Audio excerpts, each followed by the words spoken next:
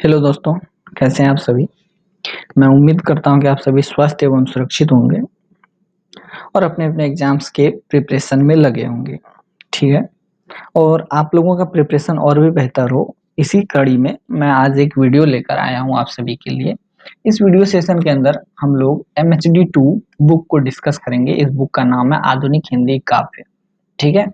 और इस बुक में कुल 6 खंड है। मैं आप लोगों को दिखा देता हूँ। इस बुक में कुल 6 खंड है। देख लीजिए आप लोगों के स्क्रीन पर है। नवजागरण काव्य, छायावादी काव्य, छायावादी काव्य 2 तथा छायावादोत्तर काव्य, प्रगतिशील काव्य, नई कविता 1, नई कविता 2। ठीक है। और इस बुक कल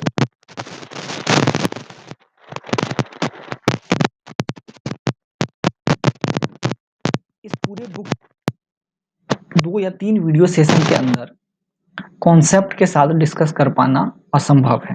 ठीक है। इसीलिए मैं यहाँ पर क्या करूंगा कि आप लोगों को केवल और केवल कुछ प्रमुख प्रश्नों और उनके उत्तर के माध्यम से इस पूरे पुस्तक को समझाने की कोशिश करूंगा। ठीक है। और इन इन चैप्टर्स को आप लोग स्वयं भी देख लेंगे तो बेहतर होगा, पर मैं यहाँ पर सब कुछ समझाने की कोशिश करूंगा ताकि आप लोगों को चैप्टर्स को ज्यादा देखने की जरूरत नहीं पड़े। ठीक है। अब आगे बढ़ते हैं। हम सभी आज नव जागरण काव्य को डिस्कस करेंगे जो ब्लॉक 1 है। कि मैं आज बहुत ज़्यादा वीडियो सेशन नहीं ले पाऊंगा, वीडियो सेशन को बहुत ज़्यादा टाइम तक नहीं खींच पाऊंगा, बिकॉज मेरा एक्सीडेंट हो रखा है और मेरे दाएं चेहरे पर जो है ना चोट के दाहिने भाग में काफ़ी दर्द है और इस वजह से ज़्यादा लंबा सेशन नहीं। इन सब बातों को अब साइड करते हैं। अब सीधे चलते हैं अपने वीडियो सेशन के इम्पोर्टेंट क्वेश्चंस पर। क्वेश्चंस कहाँ गया भाई, ये रहा। तो एक छोटा सा एडवर्टीजमेंट है क्वेश्चंस पर बढ़ने से पूर्व, आप लोग देख लीजिएगा, आप लोगों के लिए बेहतर रहेगा। ठीक है। इग्नू पाठशाला इन सब चीजों में डील करती है, जिनको चाहिए वो व्हाट्सएप करके ले सकते हैं। ठीक है। अब सीधा हम लोग अपने डिस्कशन पे आते हैं। हमारे डिस्कशन का सबसे पहला क्वेश्चन है, नव जागरण काव्य की संपूर्ण व्याख्या कीजिए। तो ऐसा है भैया कि अभी मैंने आपको बताया ना, ब्लॉक 1 का नाम ही है नव जागरण काव्य। देखिए ये जो नव जागरण काव्य है ना, इसको हम लोग कहते हैं नव जागरण काल। नव जागरण काल। ठीक है।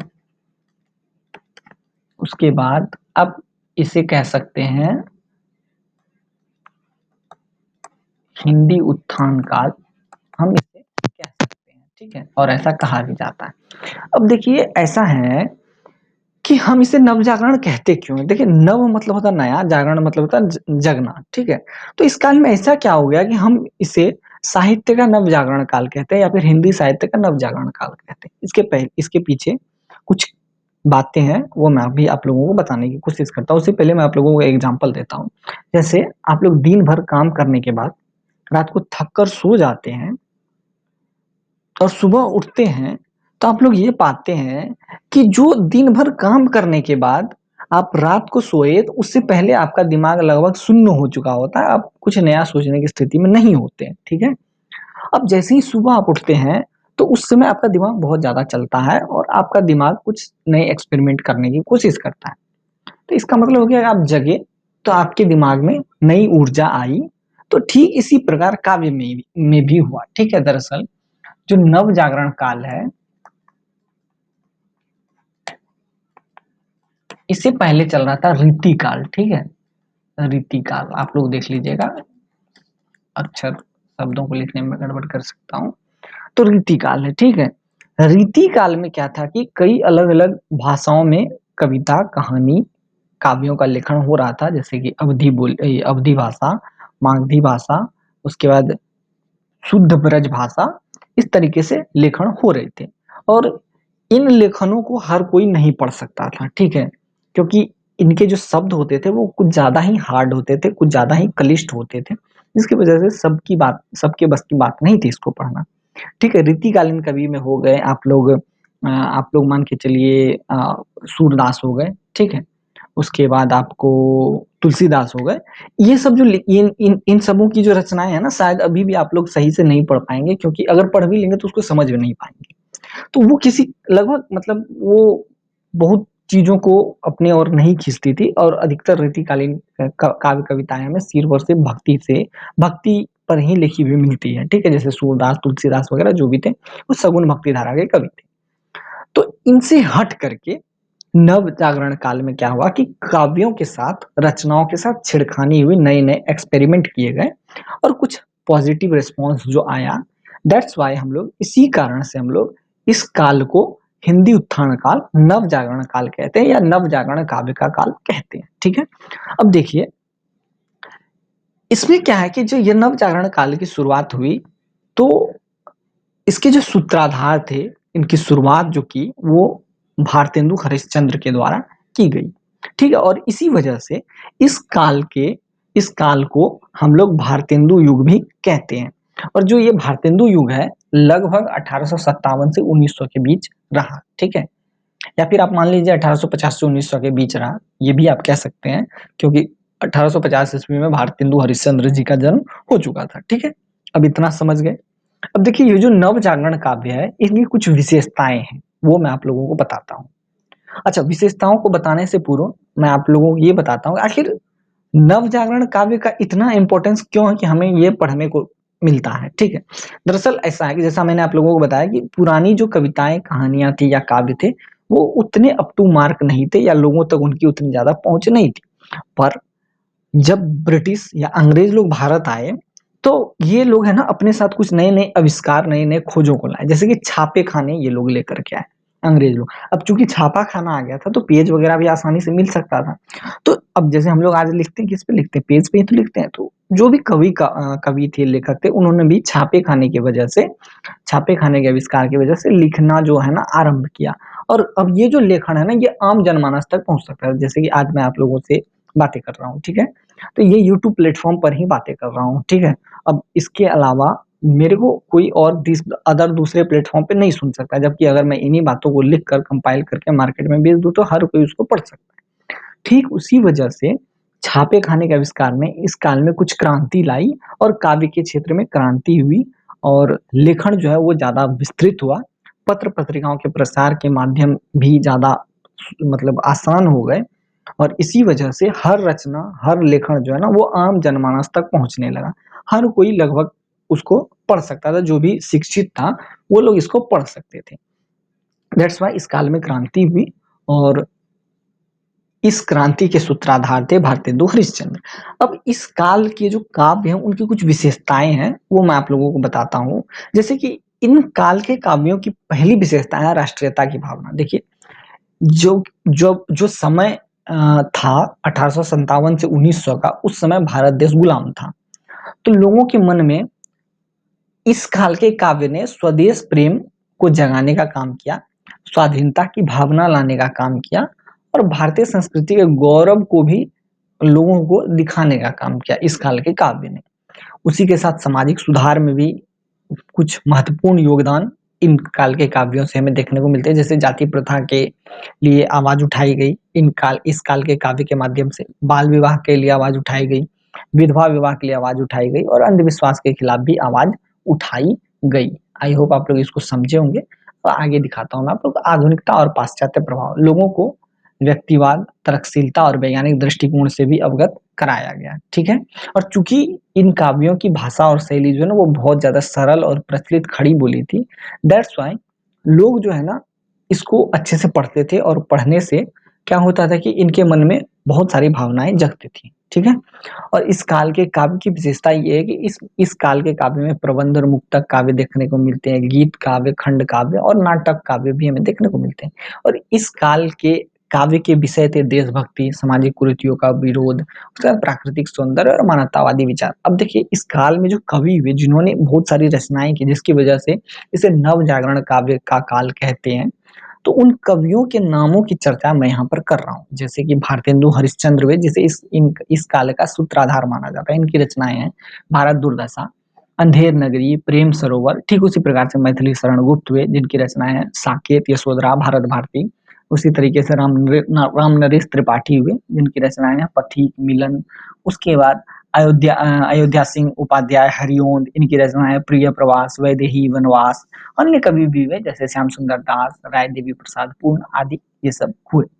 ठीक है, अब देखिए नव जागरण काव्य का प्रभाव कुछ तो होगा भाई।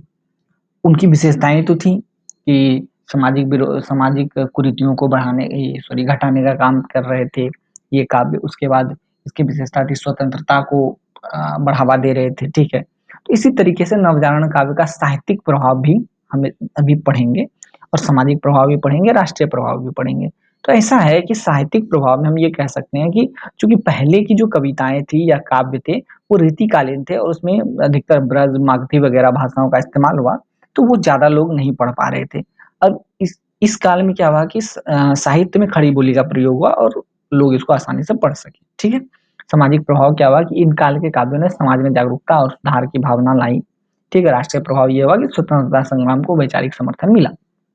ठीक है, अब ये तो समझ गए आप लोग। अब इस काव्य की कुछ सीमाएं भी थी, अब वो मैं आप लोगों को बता देता हूँ, जिसमें से 3 मुख्य है। कहाँ आ गया भाई 3? ठीक है, देखिए कुछ रचनाएं हैं ना आदर्शवाद की अधिकताओं से भरी हुई थी, जो कि एक तरीके से हम कह सकते हैं ना, अति सर्वत्र वर्जित, कोई भी चीज अत्यधिक हो जाए तो वो अच्छी नहीं लगती। जैसे अगर हम दूध में चीनी डालें तो थोड़ा डालेंगे 1 चुटकी बराबर चलेगा, थोड़ा और डालेंगे चलेगा, अब थोड़ा और डालेंगे चलेगा, मगर उससे ज्यादा डालेंगे तो नहीं चलेगा। इसी वजह से कुछ रचनाएं जो है आदर्शवाद की वजह से, अधिक आदर्शवाद होने की वजह से ठीक नहीं थी, और ये जो है ना थोड़ी दिक्कत करती थी उस समय में। उसके बाद पाश्चात्य प्रभाव के कारण जो है ना पारंपरिकता और आधुनिकता के संतुलन में कमी थी। चूंकि भारतीय लोग तो पारंपरिक थे और अंग्रेज लोग आधुनिक थे, तो इसकी वजह से क्या हो रहा था कि जो भी रचनाएं लिखी जा रही थी तो वो कभी कदाल जो है ना वो अपने पथ से भटक जा रहे थे, क्योंकि कुछ लोग जो है भारतीय लोग आधुनिकता की ओर ज्यादा अग्रसर हो रहे थे, और कुछ आधुनिक लोग जो है भारतीयता की तरफ अग्रसर हो रहे थे। और सीमित पाठक वर्ग था। सीमा ये भी थी कि पाठक, हालांकि जनमानस तक सुलभ हो गया था, लेकिन पढ़ना तो सब कोई नहीं जानते थे। जो पढ़ना जानते थे वही इसको पढ़ सकते थे, तो पाठक वर्ग सीमित था क्योंकि साक्षरता दर कम थी। ठीक है, तो मेरे ख्याल से आप लोग इन बातों को समझ गए होंगे। अब देखते हैं अगला प्रश्न क्या है। अच्छा, अभी भी है थोड़ा बहुत डिस्कशन के लिए। ठीक है, ये सब कुछ नहीं है, ये सब मैं आप लोगों को बता चुका हूँ। अब दूसरा प्रश्न है, भारतेंदु हरिश्चंद्र के काव्यों के बारे में विस्तार से बताएं। देखिए मैंने आपको बताया ना कि नवजागरण काव्य के जो द्योतक हैं या जिनको प्रणेता कहा जा सकता है वो है भारतेंदु हरिश्चंद्र। तो इन्हीं से सबसे पहले हम लोग शुरुआत करते हैं। भारतेंदु हरिश्चंद्र का जन्म 1850 ईस्वी में हुआ था, और 1885 ईस्वी में इनकी मौत हो गई। तो बहुत ज्यादा दिन नहीं जी पाई है, लगभग 35 वर्ष, हाँ 35 वर्ष ही ये जी पाए। 35, हाँ 35 वर्ष ही जी पाए। ठीक है, अब इनको जो है ना हिंदी साहित्य में नव जागरण के अग्रदूत के रूप में जाना जाता है, या फिर इन्हें आधुनिक हिंदी साहित्य के जनक के रूप में भी जाना जाता है। ठीक है, इनका जो काव्य है 19वीं सदी के भारतीय समाज का दर्पण है, जो कि परंपरा और आधुनिकता के संगम पर खड़ा है। मतलब ये परंपरा संबंधी को बातों को भी लिखते हैं, परंपराओं को भी बनाए रखते हैं, और आधुनिकता के संगम पर भी बातें करते हैं। जैसे परंपरा मतलब रीतिकालीन को भी ये लेके चलते हैं, और साथ में अपने काव्यों के साथ एक्सपेरिमेंट भी करते हैं, और नए नए काव्यों की रचना भी करते हैं। ठीक है, अब चलिए अब आगे थोड़ा डिस्कस करते हैं। इनकी जो रचनाएं थी उनकी विशेषताएं क्या थी, और रचनाओं की विषय वस्तु क्या थी, और इनकी रचनाएं कैसी थी, उन सभी को हम लोग डिस्कस करते हैं। देखिए, ठीक है, सबसे पहली बात भारतेंदु हरिश्चंद्र के जो काव्य थे उनकी प्रमुख विशेषताएं थी। प्रमुख विशेषताओं में से थी देशभक्ति, राष्ट्रीय चेतना, उसके बाद मातृभाषा का महत्व। जैसे कि यहाँ एग्जाम्पल है सबसे पहला देशभक्ति का। देखिए भारतेंदु हरिश्चंद्र जो है ना वो देश के प्रति गहन प्रेम दिखाते थे, और अंग्रेजी शासन के प्रति उनका आक्रोश स्पष्ट झलकता था। और उन्होंने लिखा भी है ये वाला लाइन, ये वाला, अंग्रेज राज सुख साज सजे सब भांति सुहावन, लोग सब भय एक से पैधन बल बुद्धि बलहीन। अंग्रेज के राज में सब सुख से हैं। ठीक है, अंग्रेज सब एकदम मजे से हैं, सब कुछ बढ़िया है, सब कुछ सुहावना है। लेकिन जो भारतीय हैं उनके सब धन लूट लिए गए हैं। ठीक है, वो बल से भी और बुद्धि से भी और संपूर्ण चीजों से बलहीन हो गए हैं। तो ये कहा है भारतेंदु हरिश्चंद्र ने, जो साफ साफ देशभक्ति को दिखा रहा है, और देश विरोधी तत्वों के खिलाफ आवाज उठा रहा है और राष्ट्रीय चेतना को जगाने का काम कर रहा है। इसी तरीके से दूसरा एग्जाम्पल है मातृभाषा का महत्व, ठीक है, ये वाला। ये मातृभाषा को महत्व देते हैं, जैसे मैं आप लोगों को बता दे रहा हूँ। निज भाषा उन्नति है सब उन्नति को मूल, मतलब निज भाषा की उन्नति, अपने भाषा की उन्नति ही सबकी उन्नति का मूल है। बिन निज भाषा ज्ञान के मिटत न हिय को सूल, मतलब अपने निज भाषा के ज्ञान से हृदय की जो तृष्णा है वो ज्ञान के बिना, मतलब सॉरी, ये है कि बिन निज भाषा ज्ञान, अपने निज भाषा, अपने खुद के भाषा के ज्ञान के बिना हृदय की तृष्णा कभी नहीं मिट सकती है। इसके माध्यम से हम क्या कह सकते हैं कि मातृभाषा को बढ़ावा दिया जा रहा है। अब जैसे हम हिंदी भाषी लोग हैं, हिंदी में बात करते हैं, ठीक है, अब हमें उर्दू पढ़ने को बोल दिया जाए या मलयाली बोलने को बोल दिया जाए तो उस समय हम थोड़ा झिझक जाएंगे, गड़बड़ हो जाएगी हम लोगों से, ठीक है।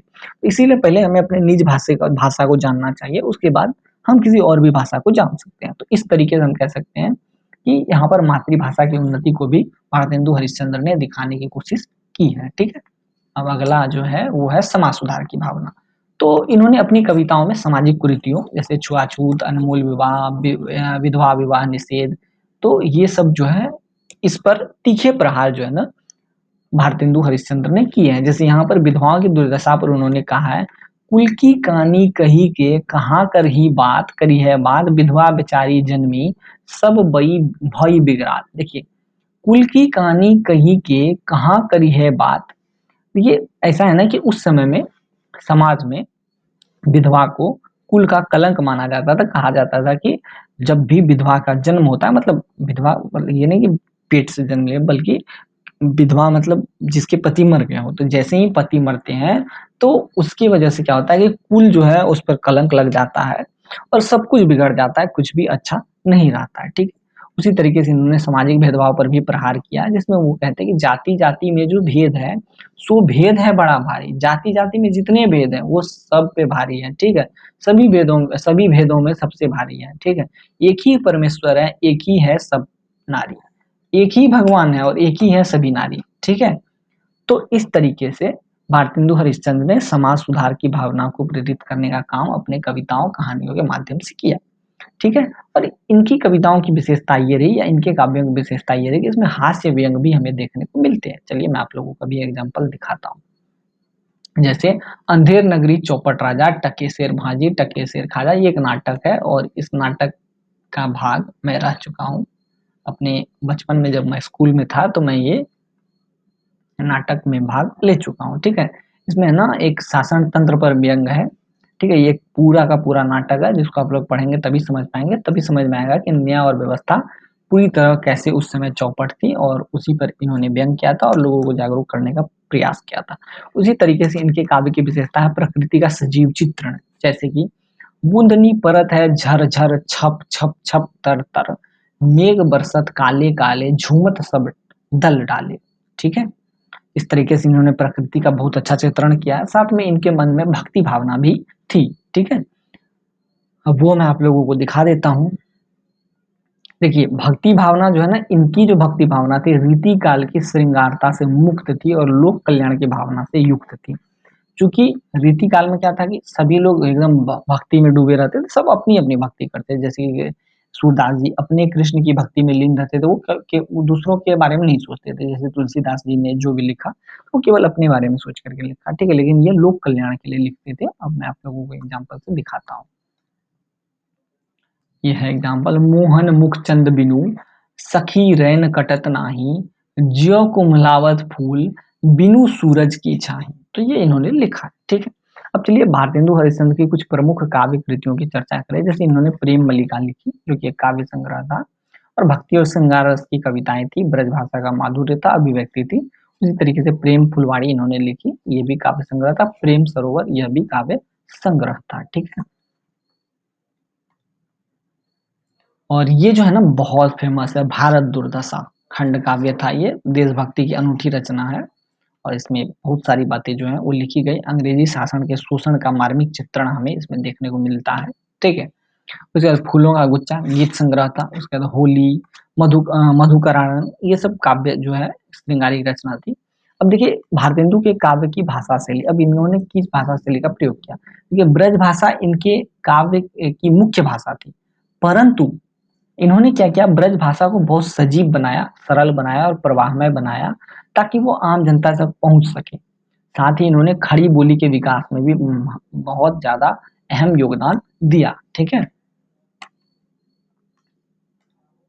अब ये मत पूछिएगा कि ब्रज भाषा क्या है, खड़ी बोली क्या है, ये सब आप लोगों का काम है, आप लोग पहले इसको पढ़ चुके होंगे। ठीक है, और मैं आप लोगों को बता दूं कि खड़ी बोली से ही हिंदी का विकास हुआ है और ब्रज भाषा के बाद की ब्रज भाषा का ही मतलब अ, तत्सम था ब्रज भाषा और तद्भव रूप में खड़ी बोली आई और उसके बाद हिंदी का विकास हो गया। ठीक है, और इनकी जो काव्य रचना की शैली थी भारतेंदु हरिश्चंद्र की, वो थी व्यंग्यात्मकता पूर्ण, उसका ओजपूर्ण, उद्बोधन, मार्मिक चित्रण, संवादकता का अनूठा मिल था इनके काव्य की शैली में। ठीक है, क्लियर है। अब ये तो हम कह सकते हैं कि आप लोग इन सभी बातों को समझ गए होंगे। अब देखिए, अब है कि भारतेंदु हरिश्चंद्र के भक्ति परक काव्यों के बारे में विस्तार से बताइए। देखिए, भारतेंदु हरिश्चंद्र का जन्म वैष्णव परिवार में हुआ था और उन्होंने भक्ति परंपरा को विरासत से प्राप्त किया। तो वैष्णव का मतलब विष्णु जी के उपासक थे इनके माता पिता। और 1857 की क्रांति के बाद इन्होंने नव जागरण काल में काव्य के माध्यम से भक्ति को जगाने का प्रयास किया और ये ब्रिटिश शासन, सामाजिक बुराइयों और धार्मिक पाखंडों की आलोचना करते हुए भक्ति को शुद्ध और समावेशी बताते थे।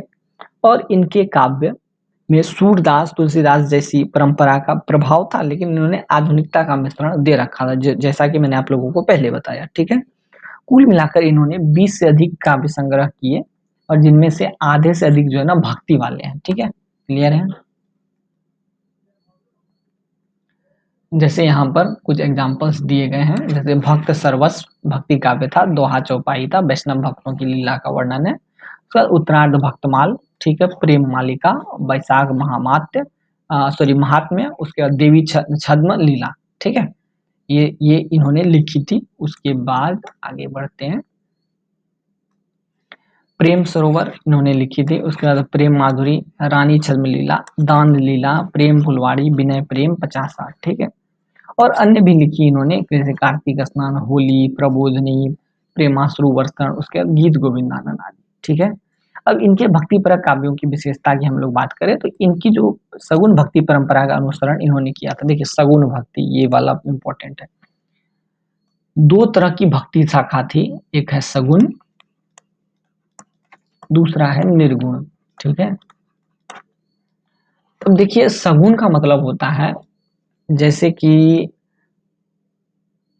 आप लोग किसी की कल्पना करते हैं, जैसे कि भगवान की कल्पना करते हैं तो उनके हाथ पैर, उसके बाद उनकी खूबी, उनके चरित्र वगैरह की कल्पना करते हैं। ठीक है, तो ये हो गया सगुन, जिसमें हम भगवान के ये कह सकते हैं कि भगवान के रूप की चर्चा करते हैं। जबकि निर्गुण ऐसा होता है जिसमें कि भगवान का कोई रूप नहीं होता है। ठीक है, ईश्वर का कोई रूप नहीं होता, निराकार होते हैं ईश्वर।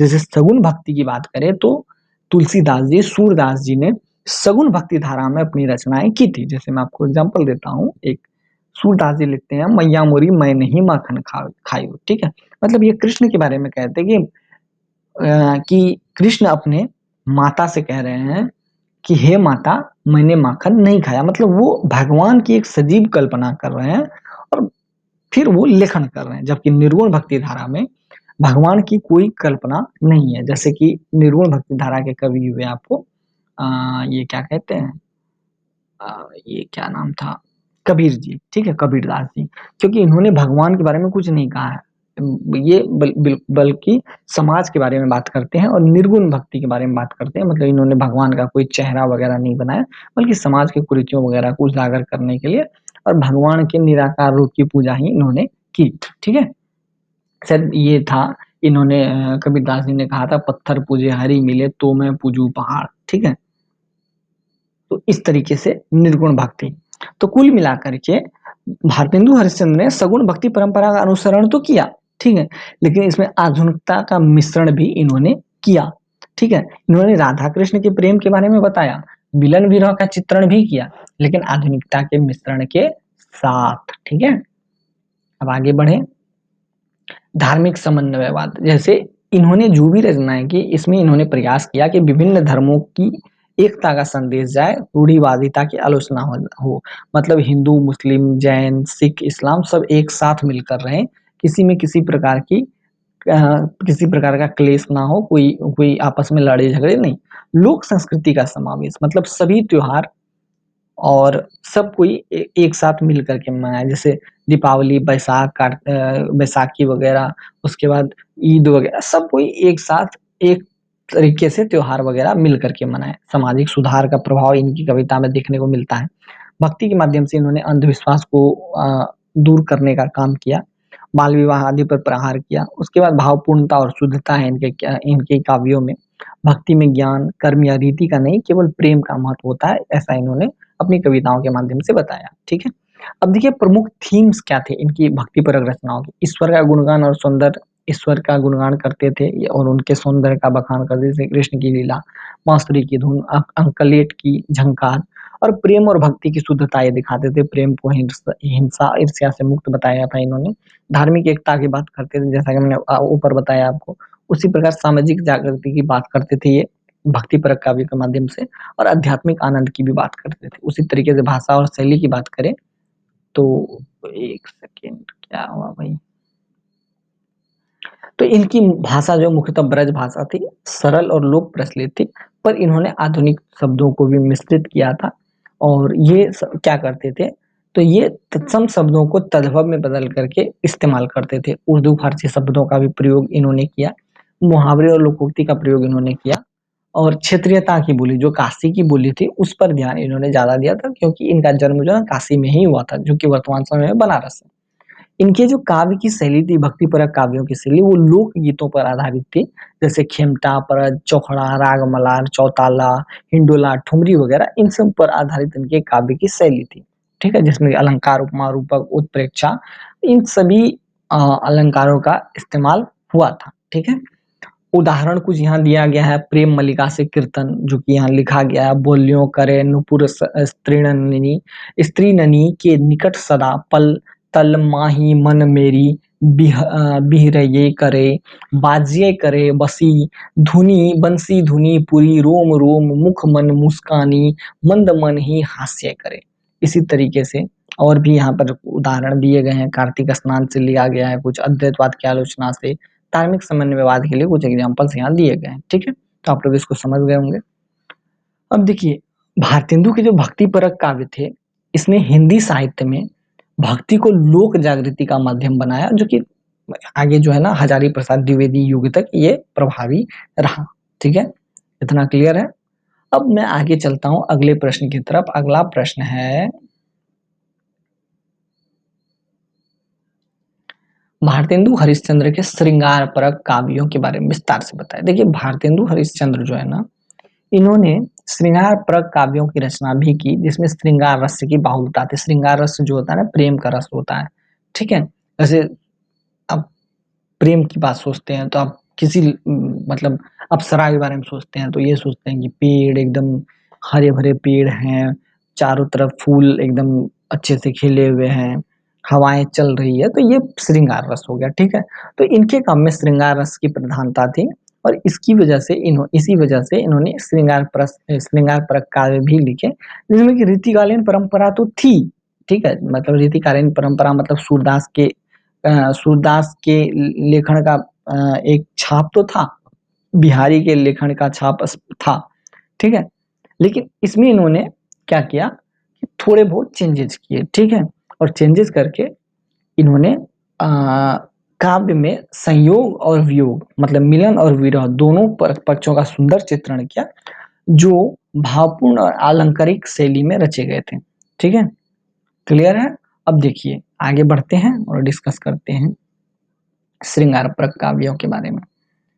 तो भारतेंदु हरिश्चंद्र के जो श्रृंगार परक काव्य थे, मुख्य रूप से वैष्णव भक्ति से प्रेरित थे, क्योंकि ये वैष्णव धर्म के थे और विष्णु जी की मतलब पूजा भक्ति करते थे। और इनके काव्यों में राधा कृष्ण की प्रेम लीला का वर्णन प्रमुखतया हमें देखने को मिलता है। ठीक है, क्लियर है। अब देखिए, इनकी जो प्रमुख श्रृंगार परक काव्य रचनाएं हैं, उनके नाम कुछ इस प्रकार है, जैसे कि प्रेम मल्लिका, प्रेम सरोवर, प्रेमाश्रु वर्षण, देवी छद्म लीला। ठीक है, ये क्लियर हो गया। अब मैं इसको डिलीट कर देता हूँ। उसी तरीके से बसंत होली, प्रेम माधुरी, प्रेम तरंग, प्रेम मिलाप, मधु मुकुल, विनय प्रेम पचासा, प्रेम फुलवाड़ी, प्रेम सतई सतसई श्रृंगार, ये सब इन्होंने लिखे थे। ठीक है, इनके श्रृंगार पर काव्य की विशेषताएं ये थी कि स्वच्छतावादी प्रवृत्ति के थे। ठीक है, मतलब ये रीतिबद्ध तो थे, ठीक है, परंतु ये रीतिबद्ध काव्य से हटकर लोक मन से जुड़ाव रखते थे और प्रेम की मुक्ति और खुलापन का बखान करते थे। ठीक है, संयोग और वियोग का चित्रण किया गया, मतलब मिलन भी है और विरह भी है, मतलब दूरी भी है। अलंकारों का प्रयोग अच्छे से हुआ, उपमा, रूपक, उत्प्रेक्षा, यमक, श्लेष आदि हर एक प्रकार के अलंकारों का प्रयोग इनके श्रृंगारप्रक काव्यों में हमें देखने को मिलते हैं। ठीक है, लोक संगीत और भाषाओं का समावेश, जैसे राजस्थानी, पंजाबी, गुजराती, उर्दू और अन्य सारे भाषाओं का समावेश इनके श्रृंगारप्रक काव्यों में देखने को मिलता है। ठीक है, उसके बाद कुछ प्रमुख थीम्स की बात करते हैं तो इनके काव्यों में हमें प्रेम का सौंदर्य देखने को मिलता है, प्रकृति का एक सुंदर चित्रण देखने को मिलता है, लोक जीवन को वो भी चित्रित करने की कोशिश की गई है इनके काव्य में, श्रृंगारप्रक काव्यों में सामाजिक संदर्भ को भी एक तरीके से प्रतिबिंबित करने का कार्य जो है इनके श्रृंगारप्रक काव्यों के माध्यम से किया गया है। अब भाषा शैली की बात करते हैं, तो भाषा शैली के लिए मुझे जाना होगा नेक्स्ट पेज पर। तो मैं पहले ही बता चुका हूँ कि इनकी जो भाषा थी मुख्यतः ब्रज भाषा थी। ठीक है, परंतु इसमें आधुनिकता का मिश्रण भी था। तत्सम शब्द को सीधा तत्सम न लिख करके तद्भव के रूप में लिखा गया था, जिससे ये लोक जनमानस तक पहुंच सके और इनकी भाषाओं में मुहावरेदार और लोक प्रचलित और विभिन्न भाषाओं का मिश्रण जो है हमें देखने को मिलता है। ठीक है, और इनके श्रृंगारप्रक काव्य की शैली क्या थी, तो ये कवित्व लिखे, सवैयां लिखे, दोहा, छप्पय, कुंडलियां और हरि गीत का आदि सब इन्होंने लिखा।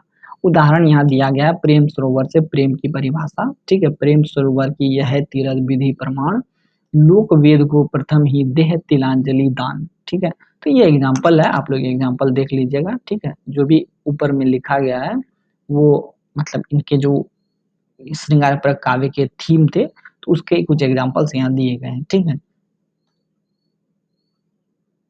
अब इतना समझ गए। अब अगला प्रश्न है, भारतेंदु हरिश्चंद्र के आधुनिक कविताओं के बारे में विस्तार से बताइए। तो ऐसा है ना कि घूम फिर के मैं नहीं बताऊंगा कि ये क्या है वो क्या, मैं सीधा सीधा बता देता हूँ कि भारतेंदु हरिश्चंद्र के जो भी काव्य थे उनमें हमें देखने को मिलता है स्वतंत्रता के लिए एक ओज। ठीक है, उसके बाद सामाजिक कुरीतियों को हटाने का प्रयास इनके कविताओं के माध्यम से किया गया है। ये जो है ना, मतलब एक तरीके से अंग्रेजों के खिलाफ बोलते थे, अंग्रेजों के शासन व्यवस्था पर इन्होंने प्रहार किया है। ठीक है, और यही सारी चीजें जो यहाँ लिखी गई है वो यहाँ पर आप लोगों को दिख रहा है। आधुनिक कविताओं का संदर्भ और विशेषताएं, जैसे राष्ट्रीय चेतना को जगाने का प्रयास, भारत की दुर्दशा, स्वदेश प्रेम और ब्रिटिश शासन की आलोचना इन्होंने की है। उसके बाद सामाजिक सुधार, अंधविश्वास, छुआछूत, स्त्री शिक्षा की कमी, धार्मिक पाखंड पर व्यंग, उसी तरीके से व्यंग और हास्य, सामाजिक कुरीतियों पर कटाक्ष जो जन जागृति का माध्यम बना। उसके बाद भाषा का नवीन रूप, ब्रज भाषा प्रदान लेकिन खड़ी बोली का प्रचार। ठीक है, उसके बाद यही सब जो है इनके आधुनिक कविताओं का संदर्भ जो है हम कह सकते हैं। ठीक है, अब आगे बढ़ते हैं। अब इनकी कुछ आधुनिक कविताएं हैं, जैसे प्रेम मल्लिका, प्रेम माधुरी। ठीक है, इसको आप लोग देख लीजिएगा। उसके बाद प्रेम तरंग, उसके बाद होली, मधु मुकुल, प्रेम फुलवाड़ी, गंगा वर्णन है ना, उसके बाद है नैन भरी देखो, गोकुल चंद वगैरह, ये सब जो है हमें देखने को मिलते हैं। ठीक है, आगे बढ़े। इनकी कविताओं का प्रमुख थीम वही राष्ट्रवाद, सामाजिक सुधार, व्यंग, प्रकृति से प्रेम, धार्मिक समन्वय। भाषा शैली तो बता ही चुका हूँ, ब्रज भाषा प्रधान था, खड़ी बोली का प्रचार करते थे, सरल मुहावरेदार और लोक भाषाओं से प्रभावित इनके काव्य होते थे। शैली भावपूर्ण, व्यंग्यपूर्ण, संगीतमय, कभी छंद विविध लिखते थे, अलंकार, उपमा सब लिखा है इन्होंने। ठीक है, तो क्लियर है, ये सभी बातों को आप लोग समझ गए होंगे। अब छठा प्रश्न है, भारतेंदु हरिश्चंद्र के समाज सुधार और नव जागरण की चर्चा कीजिए। ठीक है, तो ऐसा है कि भारतेंदु हरिश्चंद्र को हिंदी साहित्य में नव जागरण के प्रणेता के रूप में देखा जाता है। इसकी चर्चा मैंने सबसे पहले की है। ठीक है, इन्होंने अपने लेखन और सार्वजनिक गतिविधियों के माध्यम से 19वीं सदी में भारतीय समाज को जगाने का प्रयास किया था और उसको सुधारने का प्रयास किया था। ठीक है, भारतेंदु का नव जागरण एक सिंहावलोकन इसको समझाने की जरूरत शायद नहीं है, फिर भी मैं आप लोगों को थोड़ा बहुत बता देता हूँ। देखिए, समाज सुधार के प्रमुख क्षेत्र में भारतेंदु हरिश्चंद्र का क्या योगदान है? इन्होंने नारी शिक्षा पर बल दिया और उसकी उन्नति पर भी बल दिया। ठीक है, क्लियर है। और इनकी दयनीय स्थिति पर भी इन्होंने क्षोभ व्यक्त किया, मतलब इनकी दयनीय स्थिति के खिलाफ भी इन्होंने रचनाएं की। जैसे उदाहरण यहाँ पर नारी अशिक्षा पर व्यंग करते हुए इन्होंने लिखा है, नारी शिक्षा के हानि ग्रंथ पढ़े लिखे लोग कहत। ठीक है, अब आगे देखते हैं आगे क्या लिखा हुआ है। नारी पढ़े गृह कारज बिगाड़े यही रहत। तो नारी के पढ़ने से घर का कार्य बिगड़ेगा, मगर वे खुद पढ़ लिख कर कोई काम नहीं करते, ये वो कहते हुए नारी अशिक्षा पर व्यंग कर रहे हैं। उसी तरीके से विधवा पुनर्विवाह और कुरीति पर भी ये व्यंग करते हैं। जैसे कुल की कहानी कही के कहाँ कर ये बात, विधवा बेचारी जन्मी सब भई बिगड़ा। इसकी चर्चा मैं अभी पहले कर चुका हूँ। ठीक है, उसी तरीके से उन्होंने जातिगत भेदभाव और छुआछूत के खिलाफ आवाज उठाया। ठीक है, जाति जाति में जो भेद है सो भेद है बड़ा भारी, एक ही परमेश्वर एक ही है सब नारी। ठीक है, उसी तरीके से सांप्रदायिक सद्भाव की बात भी इन्होंने की, इसकी चर्चा भी मैं पहले कर चुका हूँ। अंधविश्वास और पाखंड का विरोध इन्होंने किया। एक एग्जाम्पल भी अंधेर नगरी चौपट राजा टकेसर बाजी टकेसर खाजा, इसकी भी चर्चा मैंने की। अब ठीक है, नव जागरण के साधन के रूप में भारतेंदु के लेखन की चर्चा हम लोग थोड़ी कर लेते हैं। ठीक है, तो राष्ट्रीय चेतना का विकास भाई बताना क्या है, जानते ही हैं। ठीक है, ये बता ही चुका हूँ मैं। ठीक है, मातृभाषा और राष्ट्रभाषा के रूप में हिंदी का प्रचार इन्होंने किया। ठीक है, निज भाषा उन्नति है सब उन्नति को मूल, ये तो मैं आप लोगों को बता चुका हूँ। ठीक है, क्लियर है।